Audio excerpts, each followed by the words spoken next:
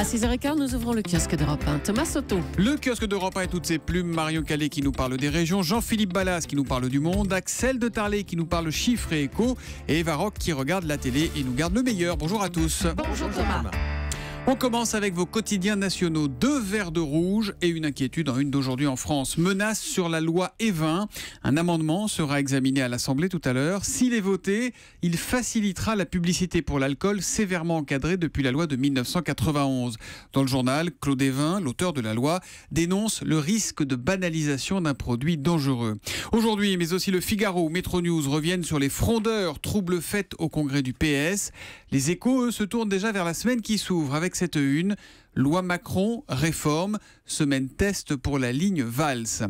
Ils étaient dans l'hyper-cachère, c'est la une de Libération qui réunit Sandra, Jean-Luc, Émilie et Johan. Signe particulier, ils ont passé plusieurs heures cachés dans une chambre froide pendant la prise d'otage d'Amélie Coulibaly, c'était le 9 janvier dernier. 5 mois après ces attentats, les indemnisations tardent pour les victimes, nous raconte le Figaro. Près de 250 dossiers sont en attente. Et puis, il y en a d'autres, des dossiers qui ne datent pas de janvier. Ainsi, Eva Sandler, victime de Mera, elle n'a rien touché, écrit le Figaro. Cette femme a perdu son mari et ses 2 petits garçons dans l'attaque de l'école Ozar Hatorah de Toulouse.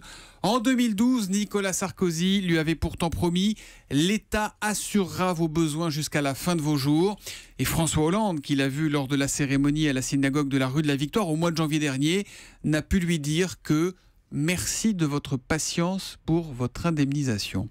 À la une des régions, Marion Calais, quelles sont les 3 unes marquantes ce matin dans la presse quotidienne régionale? Des salariés payés pour aller au travail à vélo. La Voix du Nord en version pédagogique ce matin sur ce dispositif de l'indemnité kilométrique vélo votée dans le cadre de la loi de transition énergétique. Des cochons qui viennent à manquer dans la République des Pyrénées. La disparition d'un 5e. Ça fait beaucoup rire Eva Rock. Mais figurez-vous que vous n'aurez peut-être bientôt plus de jambon de Bayonne à cause de ce manque de cochons. Voilà. Parce que la disparition d'un 5e des élevages a entraîné une chute de 10% de la production. Il manquerait d'ici 3 à 4 ans en Aquitaine environ 80 000 porcs. Enfin, un rocker qui se prépare dans Sud-Ouest. Les confidences de Johnny Hallyday avant sa tournée qui commencera mi-juillet à La Rochelle. À 71 ans, il dit sa joie de retrouver la scène. Lui qui a demandé à ses fans de choisir sur Twitter les chansons qu'ils veulent entendre. On a pas mal de réponses, confie-t-il. C'est eux qui auront tout le boulot. 1000 chansons au total dans son répertoire. Julie, chanson préférée de Johnny Hallyday. Ne répondez pas de son sur gars. la 7e. Requiem pour un fou. Voilà. C'est ça, poème sur la 7e, Requiem pour un fou. C'est sur la musique de Beethoven. C'est sur la 7e de Beethoven. Ah oui, d'accord. Exact. L'histoire du jour, c'est cet appel au don lancé par un village du Val d'Oise et c'est à lire dans Le Parisien. 1 euro pour une école à Us. Voilà le nom de la page Facebook qui a été créée avec l'espoir qu'1 million de personnes donnent ne serait-ce qu'1 euro pour financer les travaux de l'école. Travaux devenus véritablement incontournables. Cette maternelle date d'abord de 1880, c'est vrai que ça commence à dater. La cantine est à 500 mètres, à l'autre bout du village. Ça pose problème en hiver, raconte le maire, et on le comprend. Le bureau de la directrice est dans une salle de classe et je vous passe le dortoir des enfants installé dans l'entrée après la rentrée des classes. Ça, la commune en est consciente de tous ces problèmes. Les plans sont faits, mais c'est une histoire de gros sous, évidemment, qui pose problème. 1,5 million d'euros impossible à financer, d'où cet appel aux dons qui a déjà trouvé quelques généreux donateurs. Il y a des instituteurs qui ont donné, d'autres d'anciennes communes, des communes également, et même une enveloppe qui est arrivée de Limoges avec plus d'1 euro. Voilà, ça ira peut-être, donc il y aura peut-être besoin de moins qu'1 million de personnes. Ce serait une bonne nouvelle. Merci beaucoup Marion Calais. La presse internationale, Jean-Philippe Ballas. Évidemment, ce matin, vous avez scruté la presse turque avec le résultat des élections législatives là-bas. Et il y a des victoires qui ressemblent à des défaites. C'est le cas pour le président Erdogan ce matin. Absolument, c'est la fin de son ascension. C'est ce qu'affirme ce matin le Hurriyet Daily News, un journal turc anglophone. Alors certes, son parti islamo-conservateur arrive en tête. Ce n'est pas une surprise, mais il perd la majorité absolue. Et Erdogan en avait besoin s'il voulait renforcer son pouvoir présidentiel, changer la constitution. Lui que ses opposants présentent comme un dictateur élu, un mégalomane, il peut dire adieu à son objectif, écrit le quotidien. Les électeurs ont clairement rejeté son plan.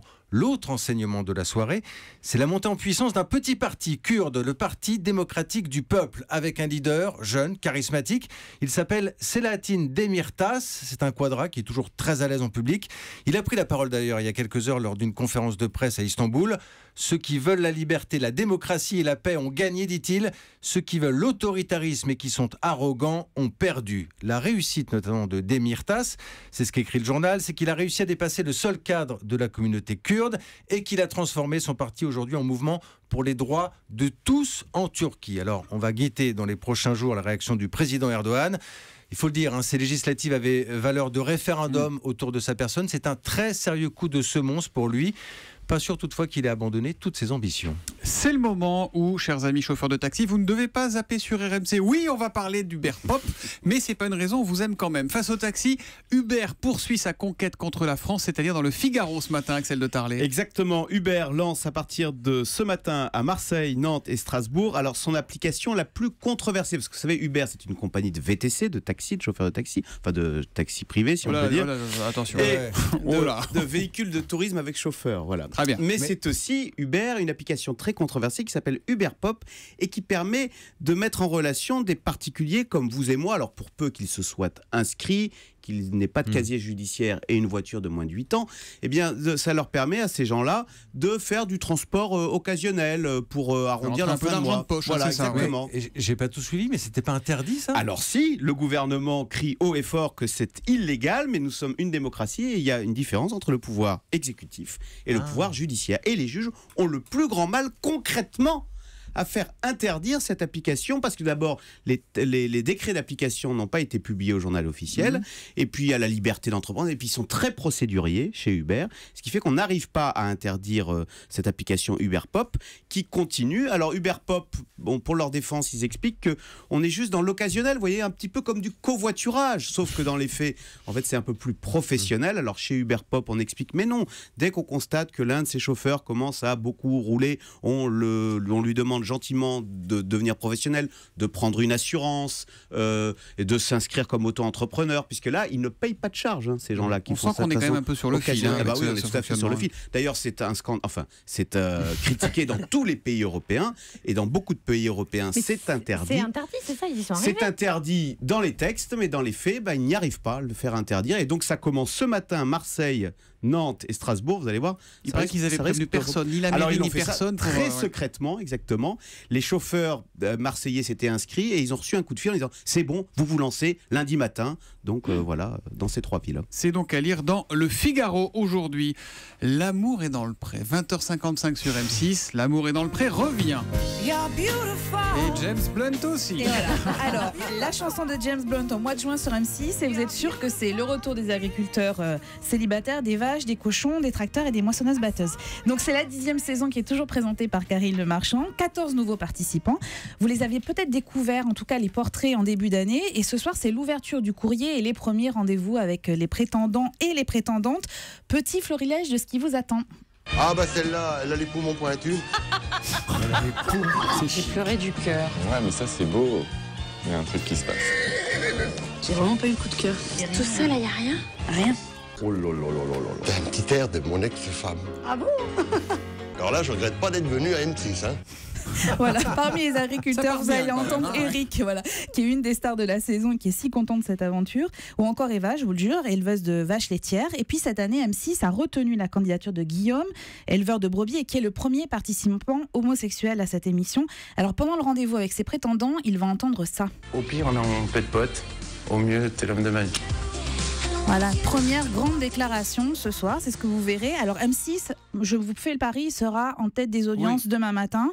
Pourquoi ça marche? Parce qu'il y a certains qui regardent ça un peu comme les contes de fées modernes, d'autres avec moquerie et second degré. Et parce que surtout, ça ressemble quand même à une série dont on découvrirait la nouvelle saison. Et puis je vous rappelle que L'amour est dans le pré, en 10 ans, c'est 60 couples et 32 bébés. Est-ce que vous êtes nostalgique et romantique? L'amour est dans le pré sur M6 à 20h55 et ça c'est pour Julie. Requiem pour un fou. De Johnny Hallyday. Il parle de vous, je crois, dans la chanson. Mais c'est pas moi.